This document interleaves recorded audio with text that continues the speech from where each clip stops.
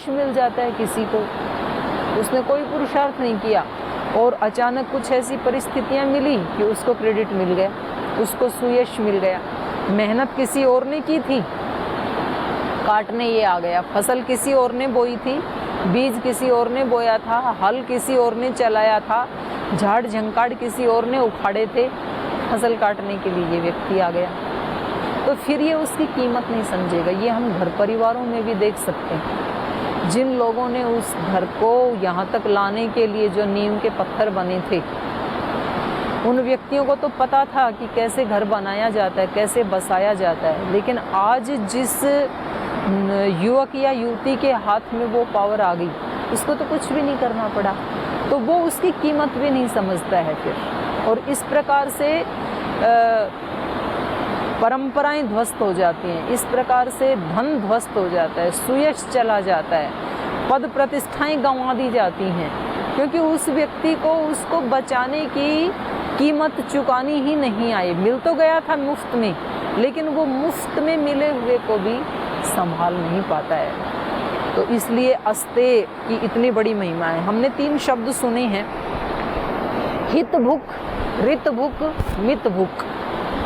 इसका हम प्रायः ये खाने में प्रयोग कर लेते हैं क्योंकि आयुर्वेद का वचन है, लेकिन आयुर्वेद का वचन केवल खाने के लिए ही वहाँ प्रयुक्त हुआ है ऐसा नहीं है। वहाँ पर इसका दूसरा जो आध्यात्मिक अर्थ है वो है हित भुक। भोग तो करना चाहिए संसार की वस्तुओं का, लेकिन उन वस्तुओं का भोग करना चाहिए जो मेरे जीवन को आध्यात्मिक बनाने के लिए हितकारी हैं। इसको कहा हित भुक। केवल भोजन ही हितकारी नहीं खाना चाहिए, भोजन के साथ अन्य जो वस्तुएं हैं वो भी वो प्रयोग करनी चाहिए, उतनी ही प्रयोग करनी चाहिए मुझे जो मेरे लिए कल्याणकारी है। हित भुक। दूसरा का मित भुक। मित का अर्थ होता है सीमित मात्रा में, कम। तो खाना भी सीमित मात्रा में खाना चाहिए, ये अर्थ तो सब करते हैं, स्थूल अर्थ है। इसके साथ इसका सूक्ष्म अर्थ ये भी है कि मित भुक का मतलब है कम से कम वस्तुओं का उपभोग, जिनसे मेरा गुजारा चल जाता है, उससे ज़्यादा का उपभोग मुझे नहीं करना है। तो ये है मित भुक। और तीसरा है ऋत भुक। ऋत भुक का अर्थ किया जाता है ऋतु के अनुकूल खाओ, ऋतु में जो मिलने वाले फल हैं, सब्जियां हैं, अन्न हैं, वो खाओ। तो वहाँ पर ये तो स्थूल अर्थ है, इतना ही अर्थ नहीं है। वहाँ ऋत का अर्थ है जो ऋत की कमाई से, जो सत्य की कमाई से, जो मेहनत की कमाई से हमने उत्पन्न किया है, उसको भोगने का ही हमें हक है, उसको खाने का ही हमें हक है। तो वहाँ ऋत भुक का मतलब है कि हम कुछ भी जीवन में ऐसा भोग ना करें जो हमें मुफ्त में मिल गया, फोकट में मिल गया। और कभी ऐसी मानसिकता भी ना बनाई कि किसी से हमें क्या गिफ्ट मिल जाए, किसी से हमें क्या आशीर्वाद मिल जाए। लोग इतने ज़्यादा आशीर्वाद के चक्कर में, हाथ रेखा दिखाने के चक्कर में कि कोई मुझे ये बता दे कि तेरे घर में इतना धन गड़ा हुआ है, कोई मुझे ये बता दे कि तेरा भाग्य खुलने ही वाला है, तुझे तो छप्पड़ फाड़ के मिलने ही वाला है। तो वो ऐसे लोगों की तलाश में रहता है मनुष्य, भाग्य बताने वालों की तलाश में। हमें भाग्य बताने वालों की तलाश में नहीं, भाग्य बनाने वालों की तलाश में रहना चाहिए। भाग्य बनाने वाले कौन होते हैं? भाग्य बनाने वाले महापुरुष होते हैं, जिन्होंने एक लक्ष्य सामने रखा, मुझे ये चीज़ प्राप्त करनी है, और उन्होंने वैसा करके दिखाया। तो ये जो हम हस्तरेखा दिखाते हैं, कभी ज्योतिष में पतरा दिखाते हैं, कभी किसी तांत्रिक से कोई तंत्र विद्या करते हैं कि इसका मुझे ये प्रतिफल मिल जाए, ये सब अस्तेय कोटि में ही आते हैं। ऋग्वेद में एक मंत्र आता है, अक्षैर माँ दिव्य कृषिमित कृषस्व।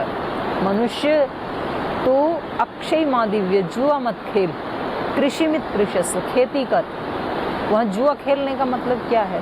जुआ खेलने का स्थूल अर्थ ये है कि हमने कोई सट्टा लगाया और उसमें हम जीत गए, तो वो बिना मेहनत के एक ही दिन में हम लखपति करोड़पति बन सकते हैं, धनवान बन सकते हैं। उसके लिए हमने कोई ज़्यादा मेहनत नहीं की। और खेती के लिए क्या करना पड़ता है? कृषि में कृषस्व, खेती कर। ऐसे क्यों कहा वेद में?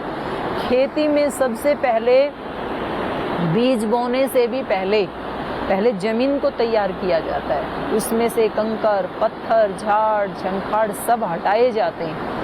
उसके बाद उसमें हल चलाया जाता है, उसको थोड़ा उर्वरा बनाया जाता है, तब जाके किसान उसमें बीज बोता है, कोई अच्छा बीज डालता है और फिर उससे फसल होती है। खेती ऐसी थोड़ी हो जाती है कि कोई भी हाइब्रिड के बीज लाए और जा कर के झाड़ियों में, पत्थरों में, कंकरों में ऐसे ही हमने फेंक दिए और वहाँ से फसल लहलाने लगी, हम काट के लिए। ऐसा नहीं है। तो हम हमारे चित्त में भी जो हमें अध्यात्म की खेती करनी है, जो हमें सद्गुणों की खेती करनी है, उसके लिए वो बीज डालने से पहले हम बाद में जाएंगे किसी संत महात्मा के पास, तो हम बाद में जाएंगे किसी शास्त्र के पास, हम बाद में जाएंगे किसी का प्रवचन सुनने के लिए। तो पहले हमें क्या करना है? पहले हमें अपने चित्त रूपी भूमि को तैयार करना है। गीता में यही कहा है।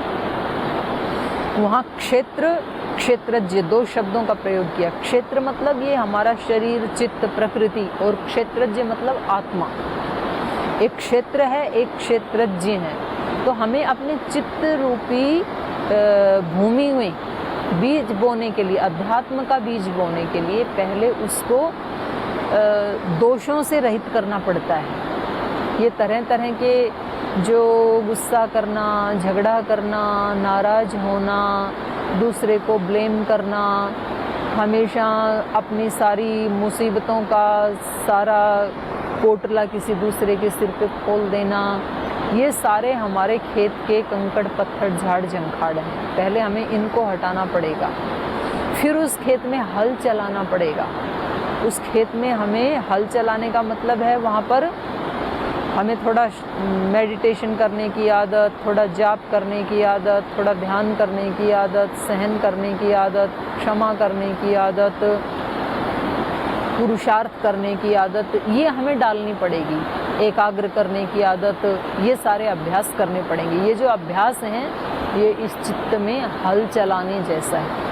और जब वो हमारा तैयार हो जाता है, वो हमारा सध जाता है, तो फिर इसमें कोई बीज डाला जाता है। ये बीज फिर बोते ही अंकुरित होता है। फिर बीज को बो करके पहले थोड़ी देर के लिए उसको ढक दिया जाता है मिट्टी से, और लगता है कि बीज दिखाई नहीं दे रहा, समाप्त हो गया है अब। लेकिन धैर्य रखे तो 2-3 दिन के बाद उसमें से अंकुर फूटता है फिर, और फिर वो बड़ा होकर के फिर पौधा बनता है, वृक्ष बनता है, फल देने लगता है। वो सारी प्रक्रिया होती है। ऐसे ही हमारे जीवन में जब हमारा चित्त शुद्ध हो जाता है, और वो हमें ही करना पड़ेगा, वो हमारे लिए कोई भी दूसरा, हमारे गुरु भी नहीं कर सकते हैं, ऋषि भी नहीं कर सकते हैं, शास्त्र भी नहीं कर सकते हैं, माता पिता भी, कोई भी नहीं कर सकता है, हमें ही करना पड़ेगा। हमारी अपनी व्यक्तिगत यात्रा है ये। तो जैसे जैसे हमारा चित्त शुद्ध हो जाता है, तो फिर उसमें हमने कहीं से भी कोई वचन सुन लिया, टीवी पे सुन लिया, किसी पुस्तक में पढ़ लिया, स्थूल रूप से किसी गुरु के पास चले गए, तो क्योंकि अब वो बहुत मेहनत करने के बाद हमें मिला है, तो हम उसकी कीमत समझेंगे, उस वाक्य को हम पकड़ के रखेंगे और उसको हम अपने जीवन में अप्लाई करने की कोशिश करेंगे, क्योंकि हमने खेत तैयार कर रखा है। जब तक हमने खेत तैयार नहीं किया, तब तक तो व्यक्ति को कितने भी अच्छे अच्छे वाक्य सुनाओ, वो कभी भी अपने जीवन में उनको अप्लाई करने की बात सोच भी नहीं सकता है। उसको लगता ही नहीं है कि ये मेरे लिए ही कहा जा रहा है। वो सुनता भी है तो इसलिए सुनता है कि ये बातें मैं उस व्यक्ति को सुनाऊंगा जिसको मुझे सुधारना है।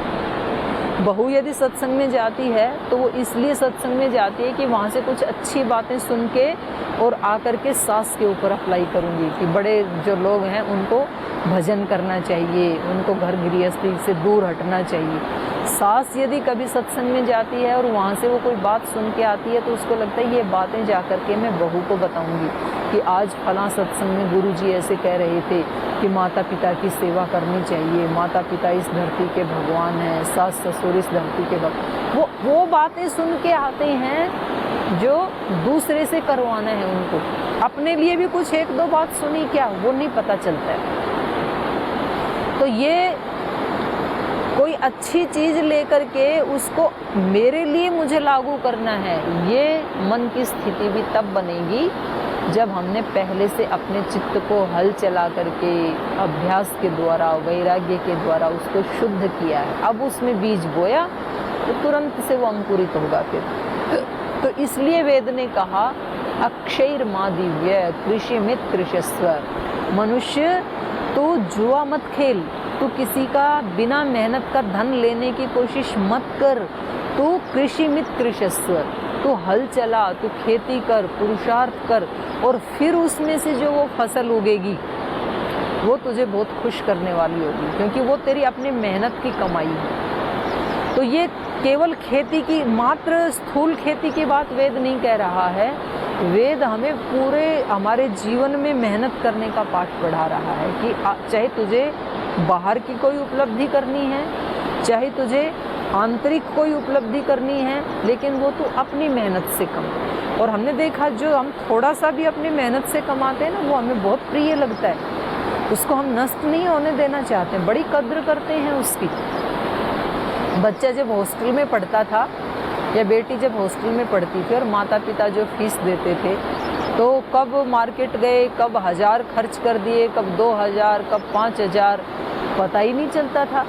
और यदि माता पिता पूछें तो बोले क्या आप छोटा छोटा हिसाब मांगते हो, अब ये ज़िंदगी है, इसको हमें आराम से जीने दो, एक गौरव के साथ जीने दो, ऐसा हमें लगता। अच्छा बेटा कोई बात नहीं, कर लो, हम तो और थोड़ा सा पार्ट बिजनेस करेंगे और थोड़ी मेहनत करेंगे, पर आप खुश रहें, ऐसे ही बोलते हैं माता पिता, दे देते हैं बेचारे। और लेकिन यही बच्चा जब पढ़ाई लिखाई करके जॉब लग गया और जब ये अपनी सैलरी लेके आया और उस दिन पिताजी बाजार से 2 किलो आम एक्स्ट्रा ले आए, तब यही बच्चा पूछता है पापा क्या ज़रूरत थी, इतने फल तो पड़े हैं घर में, वेस्ट करने से क्या फ़ायदा। तब ये बताता है कि बेटा उस दिन को याद करती हूँ, अब ये अपनी कमाई इतनी प्रिय लगने लग जाती है, क्योंकि इसमें इसने मेहनत की है, और जो बाप की कमाई थी उसमें इसने मेहनत नहीं की, इसलिए पता नहीं था कि कैसे खर्च करना चाहिए। इसलिए वेद का ये संदेश है कि अक्षैर्मा दिव्य कृषिमित कृषस्व। इसीलिए आयुर्वेद का ये संदेश है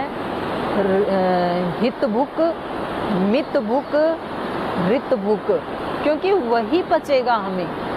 पचेगा मतलब वही भोजन पचेगा जो हित भुक होगा, हितकारी हमने खाया होगा, जो मित भुक होगा, सीमित मात्रा में खाया होगा, और जो ऋत भुक होगा, जो नेक कमाई से, मेहनत की कमाई से हमने बना करके खाया होगा, वही हमें पचेगा, नहीं तो पचेगा ही नहीं। पचेगा नहीं मतलब वो हमें पुष्टि नहीं देगा, वो हमारे जीवन में सुगंध लाने वाला नहीं होगा। कितने लोगों के पास आज धन है, कौन पूछता है। एयरपोर्ट से पास से निकल जाएं तो कभी कभी किसी को तो पता ही नहीं चलता है, दूसरे लोग तो उसको कोहनी मार के आगे बढ़ जाते हैं। किसी एक आध को पता हो तो कहेंगे कि पता है आपको ये बहुत बड़ा बिजनेसमैन है, तो दूसरा कहता है रहे इससे हमें क्या। वो मतलब कोई ध्यान नहीं देता है। लेकिन एक व्यक्ति जो सारे देश की, दुनिया की सेवा करता है, वो व्यक्ति जब कहीं से गुजरता है तो दूसरे लोग फिर उसको देख करके प्रणाम करते हैं, उसके आगे सिर झुकाते हैं, क्योंकि उस व्यक्ति ने अपनी मेहनत से जो कुछ भी कमाया और जो सेवा में लगाया, तो ये पच गया लोगों को, तो वो कल्याणकारी होता है, वो पुष्टिकारक होता है हमारे लिए।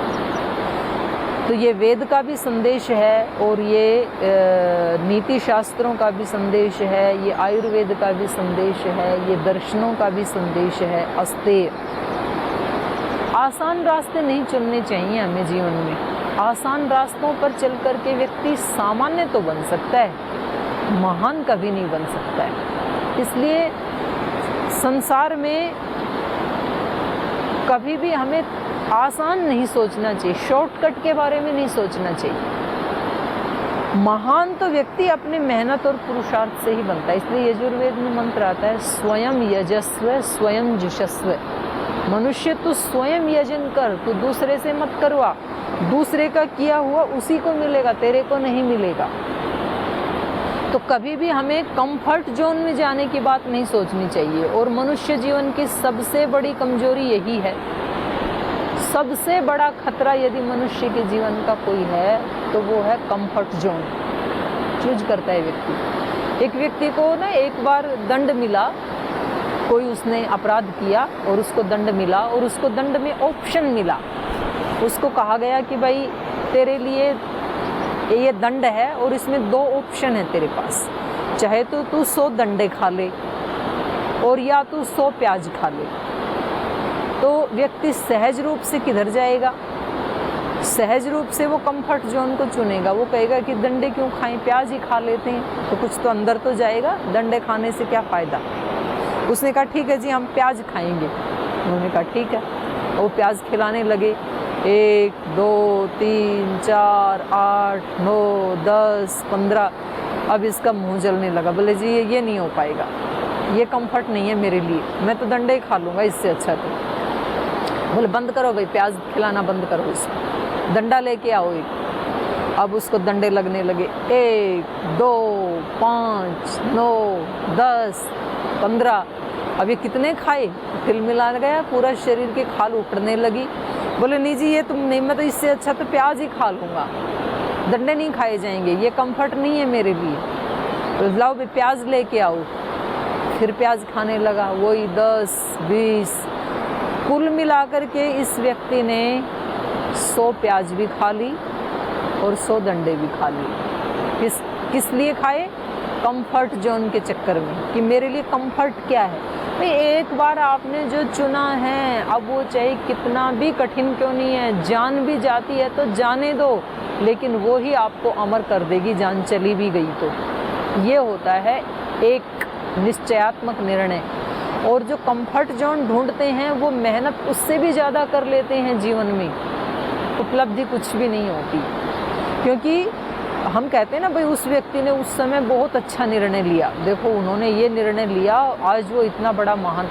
निर्णय अच्छा बुरा नहीं होता है, निर्णय को अच्छा या बुरा बनाया जाता है। जो निर्णय हमने लिया उसको लक्ष्य तक पहुंचाने के लिए, महापुरुषों से पूछे कितनी उनके जीवन में आपत्तियां आई, कितनी बार उनको संघर्षों का सामना करना पड़ा, लेकिन उन्होंने उसको छोड़ा नहीं, इसलिए वो निर्णय उनके लिए अच्छा बन गया। लेकिन दूसरे लोगों ने भी लिया था वो निर्णय, वो भी योग मार्ग पे चले थे, लेकिन जैसे ही कुछ प्रतिकूलताएं आई, जैसे ही कुछ विपत्तियां आई, संकट आए, तुरंत मैदान छोड़ गए। वो बोले नहीं इसमें कुछ नहीं रखा, हमें तो उसी रास्ते पे चलना है। इसलिए वो कुछ भी नहीं बन पाई, क्योंकि वहाँ जा कर के भी विपत्तियाँ आई और वो वहाँ से भी फिर भागते हैं, वो भागते ही रहते हैं। धूप से छाँव में चले जाते हैं, छाँव में ठंड लगती है तो धूप में आ जाते हैं, धूप में गर्मी लगती है तो फिर छाँव में आ जाते हैं, बस वो चक्कर ही लगाते रहते हैं। तो हमें जीवन में कभी भी कंफर्ट जोन ये सारा अस्तेय में आता है, उसको स्वीकार नहीं करना चाहिए, क्योंकि ये स्तेय की तरफ ले जाता है हमें, चोरी की तरफ ले जाता है हमें, ये मेहनत की तरफ से हमारे रास्ते बंद कर देता है, हमारे पैरों को रोक देता है पुरुषार्थ करने से ये कंफर्ट जोन। तो कभी भी हमें सरल रास्ता नहीं चुनना है, हमें सत्य का रास्ता चुनना है, चाहे वो सरल हो चाहे वो कठिन हो। ऐसा नहीं है कि सत्य का रास्ता बहुत कठिन होता है, कुछ भी कठिन नहीं होता है। और ऐसा नहीं है कि चोरी करने का रास्ता बहुत सरल होता है, उसमें भी बड़ा दिमाग लड़ाना पड़ता है, उसमें भी बहुत व्यक्ति को कुशलताएं प्राप्त करनी होती हैं, ऐसे थोड़ी चोरी हो जाती है। तो कहीं भी सरल या कठिन नहीं है, पर हमें अपनी शक्ति कहाँ लगानी है ये हमें निर्णय करना है। तो जो भी सहज हमें मिल जाए उसकी हम कीमत नहीं समझते हैं, इसलिए हमें कुछ भी सहज जो मिल गया ना, तो उससे हमें जहाँ तक जा सके उन चीज़ों को अवॉइड करना चाहिए। कुछ चीज़ों से तो बच ही नहीं सकते हैं, कुछ चीज़ें तो हमें मिली ही सहज हैं। सहज मतलब सहज, ज मतलब जन्म और सह मतलब साथ, जन्म के साथ ही मिल जाती हैं, उसको कहते हैं सहज। जैसे चंद्रमा, सूर्य, पृथ्वी, वायु, जल, माता पिता, ये धरती माता, ये सब हमें सहज मिल गए। सहज मतलब जन्म के साथ मिल गई। ऐसा नहीं है कि पहले आप पैदा हुए, फिर आपने एक सूर्य बनाया, फिर वो आपको रोशनी देने लगा, फिर आपने इस सृष्टि पे ये फल फूल लगाए, फिर वो बड़े हुए, फिर वो आपको फल देने लगे, फिर आपने अपने लिए एक माता बनाई, फिर वो माता आपको दूध पिलाने लगी। ऐसा नहीं है।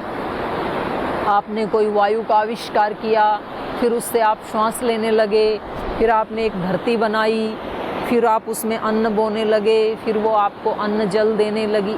ऐसा नहीं है, ये हमें सहज मिल गई।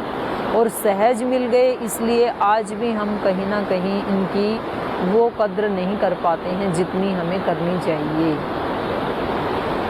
सूर्य के प्रति हमारे क्या कर्तव्य हैं, चंद्रमा के प्रति, ये तो तब पता लगता है जब उनका अभाव हो जाता है। सूर्य को थोड़ी देर के लिए यदि ग्रहण लग जाए ना, तो फिर लोग बैठते हैं, भजन गाते हैं, स्तुति करते हैं, वेद के मंत्रों का पाठ करते हैं, हे भगवान मुक्त करो, नहीं तो ये पृथ्वी कैसे चलेगी, ये संसार कैसे चलेगा, मेरा जीवन कैसे चलेगा। चंद्रमा यदि 15 दिन के लिए हड़ताल कर दे तो एक औषधि में भी रस नहीं भरेगा, तो फिर ये व्यक्ति हाहाकार करेगा कि हे भगवान हम सब्जी में क्या खाएं, फल की जगह क्या खाएं, घास गाय को कहाँ से खिलाएं, उसमें तो रस ही नहीं है, तो उसके बिना जीवन कैसे चलेगा। जब चंद्र ग्रहण लग जाता है तब ये स्तुति करते हैं। किसी दिन इस पृथ्वी में कुछ बोएं और ये वापस देना ही मना कर दे कि बहुत दे लिया मैंने, तुमने एक दाना डाला, मैंने तुम्हें हजार दिए, लेकिन तुमने मुझे क्या दिया, तुमने तो जहरीले खाद डाल डाल करके मेरे सीने को ही दूषित कर दिया, कैंसरस कर दिया, इसलिए अब मैं तुम्हें कुछ भी नहीं देने वाली हूँ। जिस दिन पूरी की पूरी पृथ्वी हड़ताल कर देगी, जिस दिन पूरे के पूरे जल हड़ताल कर देंगे, नदियाँ हड़ताल कर देंगी कि सदियों से बह रहे हैं हम, जिस दिन गंगा हड़ताल कर देगी कि मैं सदियों से बह रही हूँ और मैंने तो तुम्हारा इतना कल्याण किया, तुमने मुझे क्या दिया, तो आज से बंद, उस दिन कीमत का पता लगता है। पाकिस्तान को 2-4 दिन पानी बंद किया था, 2-4 दिन टमाटर बंद किए थे, हाहाकार मच गया पूरे पाकिस्तान में। ये मनुष्य का स्वभाव ऐसा है कि जो इसको सहज मिल जाता है ना, उसकी ये कद्र नहीं करता है। इसकी कद्र करता भी है तो तब करता है जब उसका अभाव हो जाता है, जब वो वस्तु इससे छिन जाती है। माता पिता सहज मिल गए, इसलिए माता पिता की कोई कद्र नहीं है। कद्र होती भी है तो तब होती है जब माता पिता इस लोक से विदा हो गए और हम माता पिता के स्टेज पे आकर के बैठ गए, और जब हमारे बच्चे हमारे साथ मिसबिहेव करते हैं तब हमें माता पिता की याद आती है। हमारे बच्चे हमें बताते हैं आप भी तो दादाजी के साथ ऐसे ही करते थे, आप भी तो माँ मेरी दादी के साथ ऐसा ही करती थी।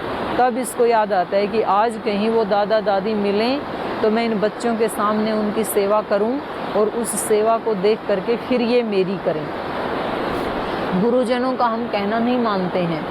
गुरुजन जब हमें कोई अच्छी बात सिखाते हैं तो हम उनसे नाराज़ हो जाते हैं, हम उनको नमस्ते करना भी बंद कर देते हैं और हम अपने मन में ये सोचते हैं कि ये हमें डांटते रहते हैं, हमारे से प्रेम ही नहीं करते हैं। लेकिन जब वो गुरु नहीं रहते हैं और जब ये व्यक्ति स्वयं गुरु बन जाता है और जब इसके अपने शिष्य इसको परेशान करने लगते हैं, तब इसको पता लगता है गुरु की क्या महिमा। तब इसको लगता है कि आज यदि गुरु मेरे सामने होते तो मैं उनकी सेवा करता, मैं उनका सम्मान करता, मैं उनको खुशियाँ देता, लेकिन अब तो मौका चला गया।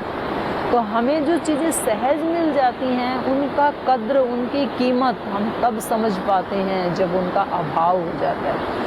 तो हमें यदि हमारा पुरुषार्थ करने का स्वभाव है, चोरी न करने का स्वभाव है, मेहनत करने का स्वभाव है, तो जब हम एक जगह इस सूत्र को साक्षात्कार कर लेंगे कि अपनी मेहनत से मिला हुआ कितना कीमती होता है और हमें उसकी कद्र करनी चाहिए, तो हम दूसरी जगह भी इस सूत्र को अप्लाई कर देंगे कि ये धरती, ये सूरज, ये चाँद, ये जिसने बनाए मेरे लिए, उसने भी बहुत पुरुषार्थ किया होगा, उसने भी बहुत तप किया होगा, उसने भी मेरे लिए पता नहीं कितनी आत्माओं का इसमें सहयोग किया होगा।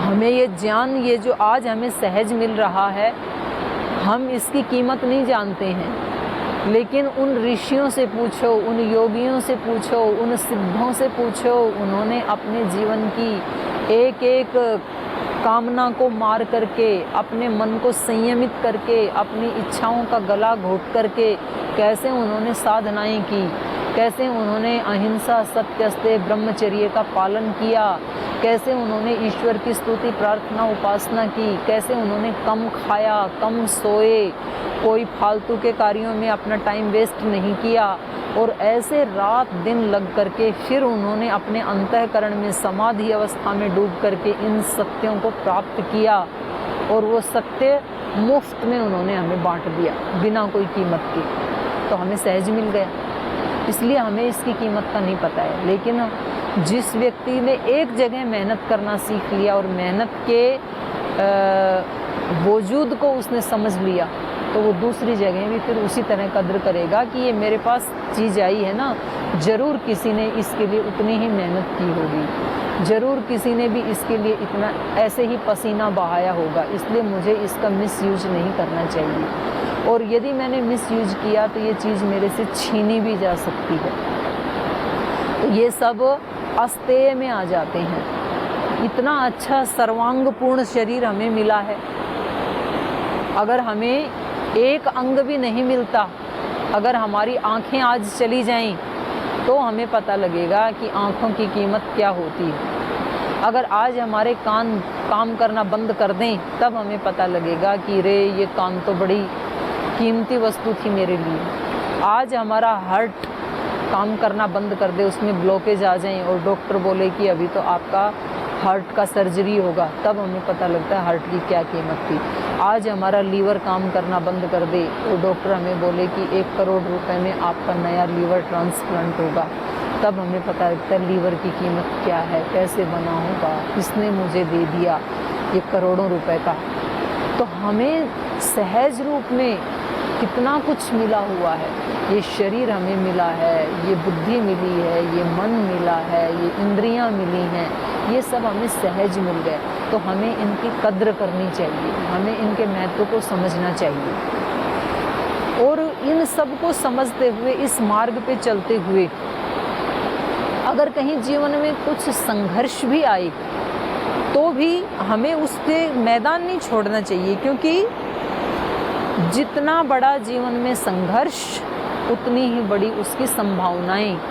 और घर में, परिवार में संघर्ष करते हुए कभी कभी हमें एक कदम पीछे भी हटाना पड़ता है, कभी कभी व्यक्ति को हार भी माननी पड़ती है। ऐसा नहीं है कि हमेशा हमारी बात मानी जाएगी, हमारी ही जीत होगी, हमारी बात को ऊपर रखा जाएगा। लेकिन जो सत्य मार्ग पे चलते हैं ना, उनका एक कदम पीछे हटाना भी, शेर जब एक कदम पीछे हटाता है ना तो समझ लीजिए कि वो कोई लंबी छलांग भरने वाला है। तो जो महापुरुष कभी एक कदम पीछे भी हटाते हैं, कभी वो अपनी हार भी स्वीकार कर लेते हैं, तो समझ लेना कि वो एक कदम पीछे हटाना, वो हार भी उनकी माननीय विजय की पताका बनने वाली है, वो भी उनको वहाँ पर ही लेकर के जाएगी। तो कभी कभी जीवन में बैक गियर भी हमें लगाना पड़ता है और हमें लगा लेना चाहिए, तो वो जीत की ही तैयारी होती है। बचपन में मैंने एक प्रार्थना मुझे बहुत पसंद थी, जाग तुझको दूर जाना, है अनिश्चित किस जगह पर सरिता गिरी गौहर मिलेंगे, है अनिश्चित कब सुमन कब कंटकों के सर मिलेंगे, आ पड़े कुछ भी मगर दिल में मलिनता को न लाना, जाग तुझको दूर जाना। बांध लेंगे क्या तुझे ये मोम के बंधन सजीले, पंथ की बाधा बनेंगे तितलियों के पर रंगीले, विश्व का क्रंदन भुला देगी मधुप की मधुर गुनगुन, पर तुझे इन सब पे अपना ध्यान हरगिज ना लगाना, जाग तुझको दूर जाना। कहना ठंडी सांस में अब भूल वो जलती कहानी, आग हो उर्मे तभी दृग में सजेगा आज पानी, हार भी तेरी बनेगी माननी जय की पताका, अब तुझे इस नाश पथ पर चिन्ह अपने छोड़ जाना, जाग तुझको दूर जाना। क्योंकि तुझे तेरी मंजिल दूर है, इसलिए तेरा यही तेरा रास्ता है, अहिंसा, सत्य, अस्तेय, ब्रह्मचर्य, अपरिग्रह। इसलिए इन बंधनों के चक्कर में ना पड़ और तुझे अपने लक्ष्य के ऊपर अपनी मेहनत से, अपने पुरुषार्थ से उस विजय को हासिल करना है। और ये जो नश्वर पथ है संसार का, इस पे अपने चिन्ह छोड़ करके जाना है। तो आगे भी अहिंसा, सत्य, अस्तेय के बाद अब हम आगे चर्चा करेंगे ब्रह्मचर्य और अपरिग्रह के ऊपर, और इसके बाद यम के बाद नियम, और फिर पूरे अष्टांग के ऊपर हम चर्चा करेंगे। आज समय हो गया, आज हम इस चर्चा को यहीं विराम देते हैं। ओम शांति।